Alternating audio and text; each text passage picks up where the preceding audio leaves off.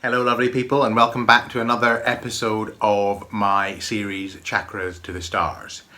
I was about to say that this is the second episode in the series. It feels to me as though it's the third because I have actually just filmed the second episode, except I hadn't filmed it. So I hope I can remember all the amazing and wonderful and illuminating things that I said while the camera was not running, now that it is running. So, this video is the first of two videos actually, because what I thought I would do is go in a bit deeper to the two systems that we're bringing together in this series, Chakras to the Stars. Now, the clue is in the name, and you already know from my previous video, if you watched that what I'm doing in this series is bringing together two ancient traditions, chakras and astrology, horoscopic interpretation. I'm bringing them together and looking at how they weave together, because I think they weave together in an exceptionally illuminating way, and in a way that is fantastic if you are interested in inner exploration and self-development. Now, in that first video, I talked a little bit about the fact that I have my own kind of perspective on both the chakras and astrology, and in a couple of previous videos I talked about some of my favourite astrology books and my if you like, my introduction to astrology as a serious subject of study, having been very sceptical about it before. But one of the things I think I emphasised in that video, and I certainly will be emphasising in this video and in the videos to follow, is that I take a very fluid view of these systems. So I've probably made it clear in previous videos about tarot that I don't necessarily claim to know how tarot works. I don't even necessarily care how tarot works. All I know, I don't even know that it works in an externally verifiable sense. In other words, is there some kind of metaphysical thing happening when one is reading the cards or reading the stars or reading the chakras? What I know is that for each of these systems, they can be helpful if they're engaged with in the right spirit and with the right kind of perspective, and in a way that is supportive of one's self-growth and self-development. So this video is going to focus on the chakra system. And what I'm going to do in a minute, with the aid of my trusty t-shirt, which I'm wearing, I'm going to go through each one of the chakras and tell you a little bit about the traditional understanding from the Hindu lineage, the traditional understanding of what the chakras are and what they're about. And just broadly speaking, in the Hindu tradition and in other ancient traditions, including some Buddhist traditions and Chinese traditions, there are many models of human subtle anatomy. The idea that the human body is not just this physical thing operating in a materialistic universe, but actually is made up of layers of energy.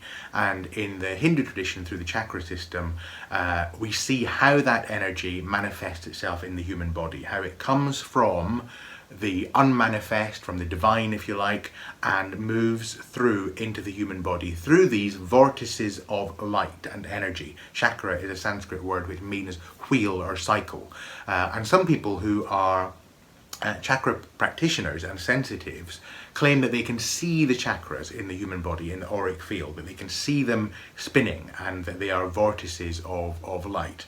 Other people say that they can feel the chakras, they can feel the energy moving. I'm going to be very upfront and say that I can do neither of those things. The only chakras I can see at the moment are the ones that are on my t-shirt. I cannot see chakras, I cannot feel chakras even, at least not in the way that I think some people mean. But that does not mean that I think that those people are talking nonsense. I don't think that at all. What it does mean is that I think it shows that you don't need to have a specific perspective on the chakras in order to use the chakra system in a useful way, and I'll talk a bit more about that as this series goes on. So my conceptualization of the chakras and of the horoscope actually tends to be metaphorical. And that doesn't mean that it can't be literal as well, but in my perspective, the approach I take to it and the approach that I find extremely valuable and effective is a metaphorical approach. So what is the metaphor of? Well, in the chakra system, some people describe the chakras as representing or relating to areas of life. And I think that makes a degree of sense, but it has its limits. To me, an area of life gives the impression that there is something external to us that we participate in. So the area of our career, it's something that we go into and we do things in our career, and sometimes things go well and sometimes things go badly. The area of our love life, we do things in the area of our love life, we meet people, we form relationships, sometimes they go well, sometimes they go badly, etc., etc.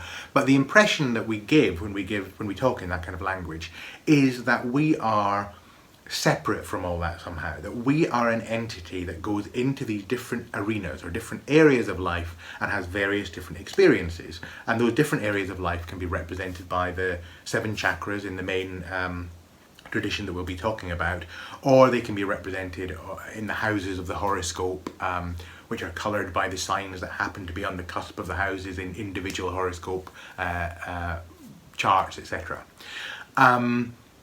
I actually like to think in a kind of more subtle, more all-encompassing way. Those of you who follow the channel will know that I am very interested in non-dualism. I'm not claiming to be a non-dualist. I'm not claiming that I have a non-dual perspective of the world. I'm not claiming that I feel united with all that is. I still perceive myself to be a human being walking around in this material world, having experiences. However, over the years, I have, in my own explorations, found that it is harder and harder to really find a verifiable evidence that that is what's happening, because I think it's harder, for me anyway, to find the dividing line between my apparent self and the apparent external world. Because if I start really looking for that dividing line, if I start looking for the part of the world that exists outside of me, I haven't found it. And that's for a whole other set of videos probably, but what that tells you is that my perspective on both astrology and the chakra system tends to come from a slightly more non-dual perspective. So I don't think of the chakras so much as representing areas of life. I think of them more, the same way that I think of the horoscope, I think of them more as representing dimensions of being, dimensions of my being in the case of my chakras. And what I mean by that is that each area that the chakras represent, or each set of symbols, if you like, that the chakras represent, are symbols which weave in and out of my own experience of myself, my apparent self, and my experience of the external world. So they are meshed together. And it's probably in some ways truer to say that I think not so much that the chakras are inside me, but that I am inside the chakras. Now, it's also important to say that even if you follow one of the chakric traditions that is well documented, it's actually the case that there isn't universal agreement between some of those ancient traditions about the number of chakras or the way they work, etc., etc.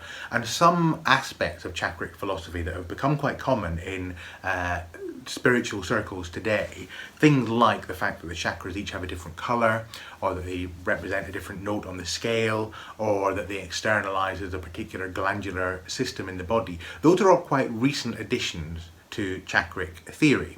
And there's a very good book which I can't remember the name of now, but if I do remember it, I'll pop the link below, which actually looks at, it's written by a theosophist, and it looks at the history of the chakra system. And he gives a very good argument that actually the chakric system, as we understand it today, was evolving up to and including at least the 1990s. So many of the things that we incorporate into chakric activities today are quite modern. And that's okay. That's not necessarily a bad thing. It's just important to know that if, like anything, if you find somebody who is a chakra fundamentalist, run a mile.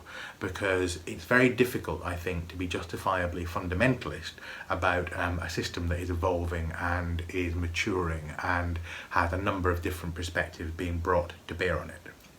So, what else do I want to say? Oh, at the end of this video, what I'll also do, I'll try and do it in this video, if not then I'll maybe do it in a separate video, is I'll run through some of my favourite chakra books, so you have a sense of where else you might look for information.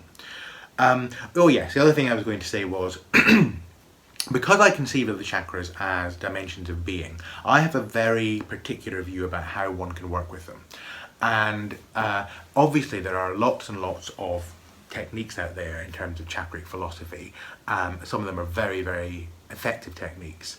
And a number of the techniques that I see out there, that I hear about people using, and sometimes this is the stuff that you hear about when people are a bit skeptical about the chakras or poo-poo them. You hear people saying, oh, you know, you need to open your chakras, and you know, oh, you need to zap that chakra with more yellow energy and all that kind of stuff.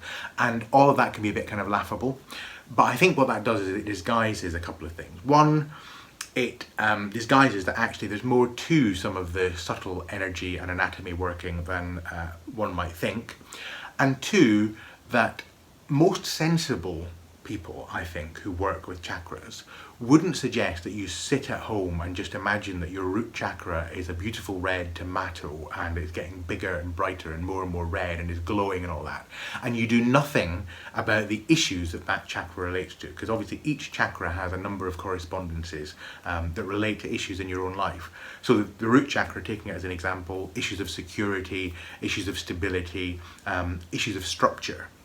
So it governs things like the health of the physical body, the tribal and family links, etc., etc. So if you have got a totally dysfunctional family relationship that you're trying to deal with, and you have got debt coming out of your ears, and your house is about to be repossessed or is about to collapse because you can't afford to repair it, you know, if all you're doing is sitting at home meditating on your root chakra, and you're not doing something about your debt or your physical health or about those relationships, you're not working on your root chakra. You're pretending to work on your root chakra. Equally, if you are doing all of those real world things, like trying to get your debt under control, trying to solve and heal family relationships, trying to make sure that your house is in good repair, those things can be tough. Those things can be hard to do, they can be grueling to do, they can be difficult to do. And if that's all you're doing, it can be quite wearing, especially if you don't see results quickly.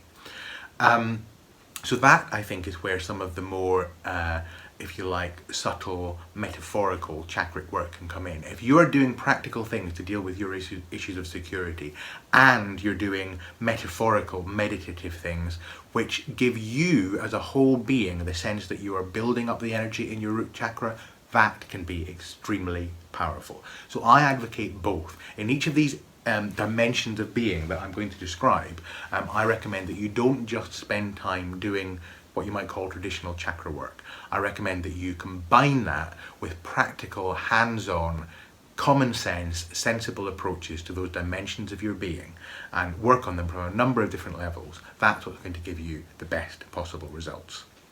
So what I'm going to do is I'm going to run through, I've got my notes here so that I can see, and the reason I'm wearing this t-shirt, I hope you can hear me while I'm far away. I will get closer as we go up the chakras. We're going to start at the root chakra and then we're going to work our way up. And I hope the colour is, let me just put it down a bit just so you can see a bit better. So this t-shirt's a bit faded, but we've got the traditional colours there of red, orange, yellow, green, blue, indigo, violet. Now obviously these chakras are not on my body where they would be. That's the crown chakra, that's the third eye, that's the heart. So don't get confused by the fact that my heart's here and my heart chakra on this representation is there. You'll know what I mean as I go through. So we're going to start with the root chakra. This is the root chakra down here. This is Muladhara in Sanskrit. The key motivation of this chakra is to be, to exist. It looks at issues of security, of tribal and family identity. It looks at the ability to provide, in fact, I'm looking down so you probably can't hear me, to do with the ability to provide for life's necessities, the ability to stand on one's own 2 feet or to stand up for oneself. That's that chakra down there. Understanding of the physical dimension, so understanding this material world that we're in. It's where we experience the sense of fight or flight, the thing that keeps us safe, either by fighting or by running away. It externalizes in the traditional lineage as the adrenal gland, and it governs other parts of the body like the kidneys, the bones, the legs, and the immune system. It's the colour red, and in the musical scale it resonates to the note C. In this t-shirt it looks a bit orange, but it is meant to be red. The navel chakra is, or the sacral chakra, is the orange chakra here. This is Svadhisthana, and this chakra's key motivation is to generate, to create, to make things. It governs our personal relationships. It looks at power and ethics in relationships, and it looks at creativity in all senses. So creative generation of ideas, creative generation of things that we make in the world, like art and so on.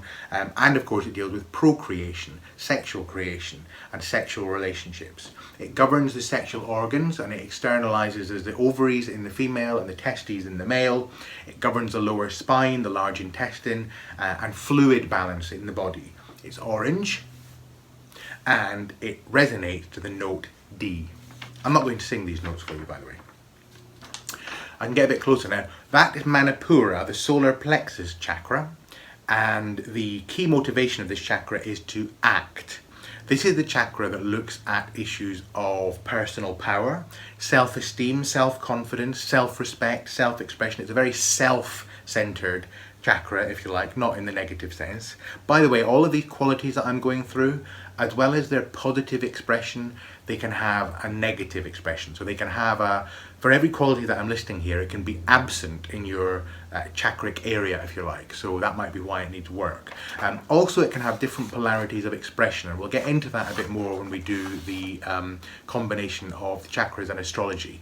So there can be an active yang kind of expression in each of these areas, as well as a more receptive yin kind of expression.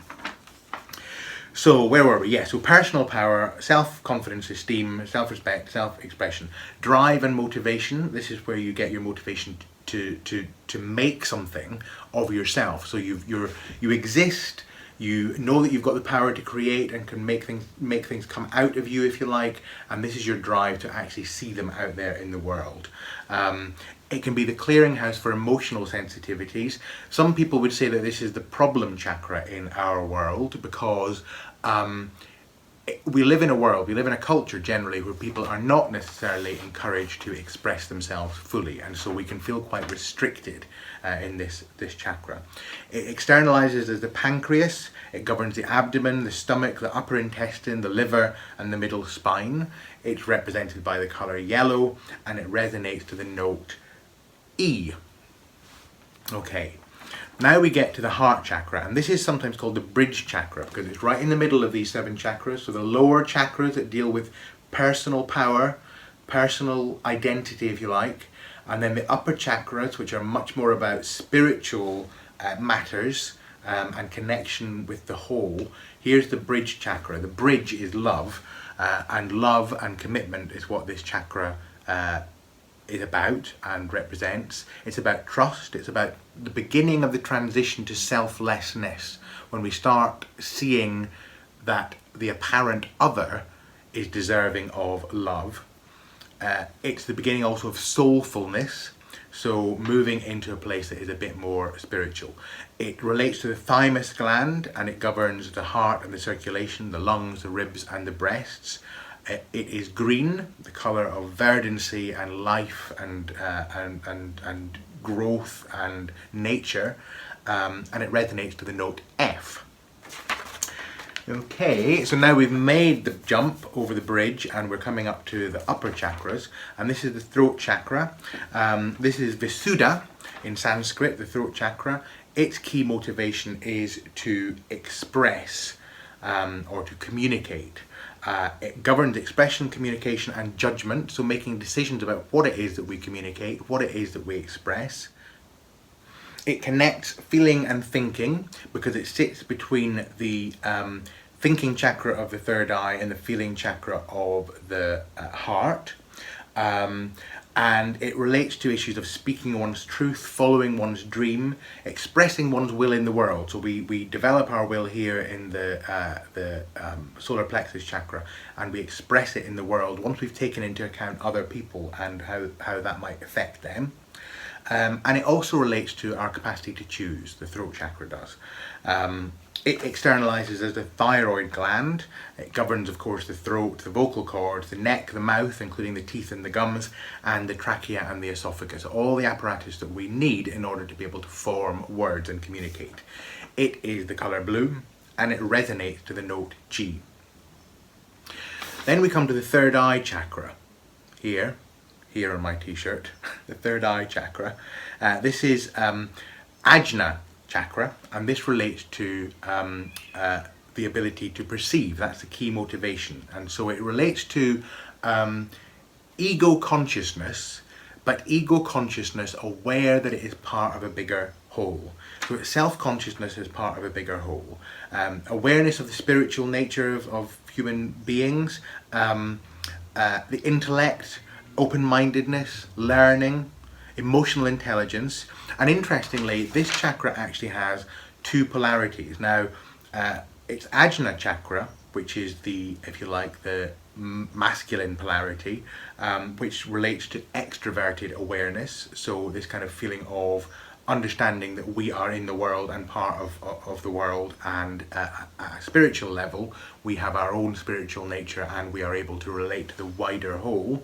But it also has a feminine polarity, and that is one of introspective awareness, and that relates to the Chandra chakra. Now, some people see the Chandra chakra as being at the back of the skull, so the third eye Ajna chakra is here, and its polarity Chandra chakra is at the back of the head.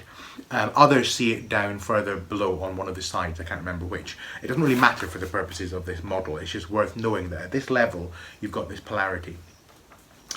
It externalizes as the pituitary. It relates to the lower brain, the nervous system, the eyes, the ears and the nose, and it's indigo. The colour is indigo, which is a combination of red and blue, and it resonates to the note A. And then finally we come to the crown chakra, which is up here and is represented here. Now, in the model that I'm going through, where we bring together astrology and the chakras, we're not really covering this chakra because it externalizes outside of the human body, but we'll touch on it. But just so you're aware, it's the crown chakra, sometimes known as the 1,000-petaled lotus. Its key motivation is to know unity. So whereas we perceive, which involves seeing that we are something connected to everything else, here is to know that we are the all, we are everything. So it's to know unity with God. It governs a trust for life. It relates to issues of values, ethics and courage, a realization of selflessness. So not just an understanding that selflessness is a good thing beginning to express itself, but a realization that there is no self in reality other than the one self. It governs issues of faith and inspiration as well. It externalizes as the pineal gland, and the ancients often said that the pineal gland, if you found the pineal gland, you would find the link to unity consciousness. Its colour is violet, sometimes white, and it resonates to the note B. Oh dear. Maya is stalking Fluffy Cat across the garden. Somebody is going to get their chakras kicked in a minute. I don't mean that of Maya, I mean that Fluffy Cat is in retreat. If you hear a sudden screeching caterwauling, oh Maya, leave, oh dear. Honestly. It's like an age-old battle. It's like, I wouldn't be surprised if they have been adversaries across centuries and this is just their latest incarnation. Maya is like this through the grass, and Fluffy Cat is going away like this. Any minute now, any minute now. And the tail is up, Maya's tail is up like Tina Turner. Tina Turner hair, that is always a sign that Maya is about to pounce. And they're getting close to the house, so I think Fluffy Cat is about to be cornered. I better go and check what's going on. Maya! Maya! She's such a disobedient cat. She never listens to a word I say. Anyway, that was a run through the chakras. So I'm going to stop this video now, and I think I will do a separate video on my recommended chakra books.